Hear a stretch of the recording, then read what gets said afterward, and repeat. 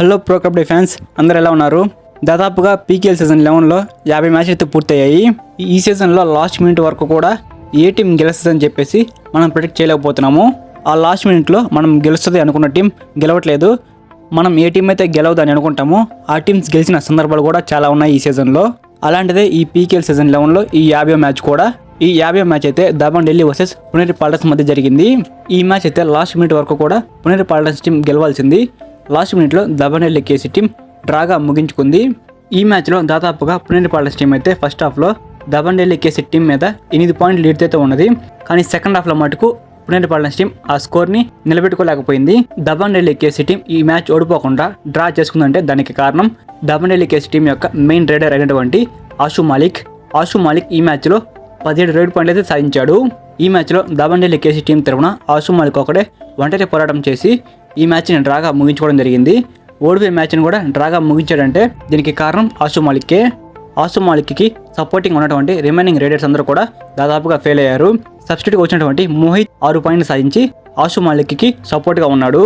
And దబన్ Delhi K C team తరఫున డిఫెండింగ్లో Yogesh 4 tackle points అయితే సాధించాడు. రిమైనింగ్ అందరూ కూడా దాదాపుగా ఫెయిల్ అవడం జరిగింది. ఎటకేలకు ఓడిపోయే మ్యాచ్ని అయితే దబన్ ఢిల్లీ కేసీ టీం డ్రాగా ముగించుకుంది. అండ్ పుణేరి పాల్టన్స్ విషయానికి వస్తే ఇస్లాం ఇనామ్దార్ లేని లోడ్ అయితే టీంలో కనపడుతూ ఉంది. పుణేరి పాల్టన్స్కి మన తెలుగు టైటన్స్తో జరిగిన మ్యాచ్లో ఇస్లాం ఇనామ్దార్కి ఇంజురీ కావడం జరిగింది. ఆ ఇంజురీ కారణంగా ఇస్లాం ఇనామ్దార్ మ్యాచ్లకి అయితే దూరంగా ఉన్నాడు. ఇస్లాం ఇనామ్దార్ టీంకి దూరం అవడంతో పంకజ్ మోహిత్ కెప్టెన్సీ అయితే తీసుకున్నాడు. పంకజ్ మోహిత్ ఈ మ్యాచ్లో కేవలం 4 రైడ్ పాయింట్లు మాత్రమే సాధించాడు. అండ్ ఆకాష్ షిండే 8 పాయింట్లు అయితే సాధించాడు. అండ్ మోహిత్ గోహిత్ 6 రైడ్ పాయింట్లు సాధించాడు. అండ్ డిఫెండింగ్లో అమన్ 6 ట్యాకిల్ పాయింట్లు సాధించాడు. అండ్ గౌరవ్ కత్రే 4 ట్యాకిల్ పాయింట్లు సాధించాడు. టీం ఎంత బాగా పర్ఫార్మెన్స్ చేసినప్పటికీ కూడా ఫస్ట్ హాఫ్లో ఉన్నటువంటి లీడ్ని సెకండ్ హాఫ్లో కంటిన్యూ చేయలేకపోయారు. దాదాపుగా పుణేరి పాల్టన్స్ టీం తమ విజయాన్ని అయితే చేయి జార్చుకున్నాడు అనమాట. ఈ మ్యాచ్లో ఫస్ట్ హాఫ్లో దబన్ ఢిల్లీ కేసీ టీంని పుణేరి పాల్టన్స్ టీం ఒకసారి అలౌట్ చేసింది. దబన్ ఢిల్లీ కేసీ టీం అయితే ఫస్ట్ హాఫ్లో పుణేరి పాల్టన్స్ టీంని ఒకసారి కూడా అలౌట్ చేయలేకపోయింది. అండ్ సెకండ్ హాఫ్లో పుణేరి పాల్టన్స్ టీం దబన్ ఢిల్లీ కేసీ టీంని ఒకసారి అలౌట్ చేసింది. పుణేరి పాల్టన్స్ టీంని దబన్ ఢిల్లీ కేసీ టీం సెకండ్ హాఫ్లో 2 సార్లు అలౌట్ చేసింది. సెకండ్ హాఫ్లో అయితే దబన్ ఢిల్లీ కేసీ టీం పుణేరి పాల్టన్స్ టీంని పూర్తిగా డామినేట్ చేసింది. ఈ మ్యాచ్లో ఫుల్ క్రెడిట్స్ అయితే ఆషు మాలికే ఇవ్వాలి. ఆషు మాలిక్ ఈ మ్యాచ్లో 17 రైడ్ పాయింట్లు సాధించాడు. గ్రీన్ బ్యాండ్ కూడా తన దగ్గరే ఉంది. అంటే పీకేఎల్ సీజన్ 11లో ఎవరైతే టాప్ రైడర్ అయి ఉంటారో వారికి మాత్రమే ఆ యొక్క గ్రీన్ బ్యాండ్ అనేది దక్కుతుంది. ప్రో కబడ్డీ సీజన్ 11లో 50 మ్యాచ్లు పూర్తి అయిన తర్వాత పాయింట్స్ టేబుల్ కనుక మనం చూసుకున్నట్లయితే నెంబర్ 1 పొజిషన్లో పుణేరి పాల్టన్స్ టీం ఉంది. 9 మ్యాచ్లు ఆడి 5 మ్యాచ్లు గెలిచింది. అండ్ 2వ స్థానంలో హెరన్ స్టేట్స్ ఉంది. అండ్ 3వ స్థానంలో యుమోబా టీం ఉంది.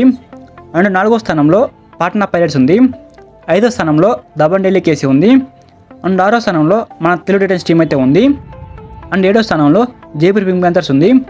అండ్ 8వ స్థానంలో బెంగాల్ వారియర్స్ ఉంది. అండ్ 9వ ప్లేస్లో తమిళ తలవాస్ టీం అయితే ఉంది. అండ్ 10వ ప్లేస్లో యూపీ యోధాస్ టీం అయితే ఉంది.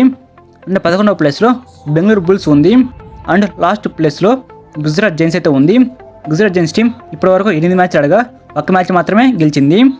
ఆఫ్టర్ 50 మ్యాచెస్ తర్వాత అన్ని టీంలు అయితే ఈ పొజిషన్స్ అయితే ఉన్నాయి. సో ఈ ప్రో కబడ్డీ సీజన్ 11లో ఏ టీం ట్రోఫీని గెలుస్తుందని మీరు అనుకుంటున్నారో కింద కామెంట్ చేయండి. సో ఇలానే మీరు ప్రతి మ్యాచ్ యొక్క రివ్యూ తెలుసుకోవాలంటే మ్యాచ్ అయిపోయిన తర్వాత మన ఛానల్ని సబ్స్క్రైబ్ చేసుకొని పక్కన బెల్ సింబల్ దానిలో పెట్టుకోండి. వీడియోకి లైక్ చేసి ఈ వీడియోని అయితే మీ కబడ్డీ ఫ్రెండ్స్ ఎవరైతే ఉంటారో వాళ్ళకి తప్పకుండా షేర్ చేయండి. Thank you for watching my video. Have a nice day guys. Next వీడియోలో కలుసుకుందాం.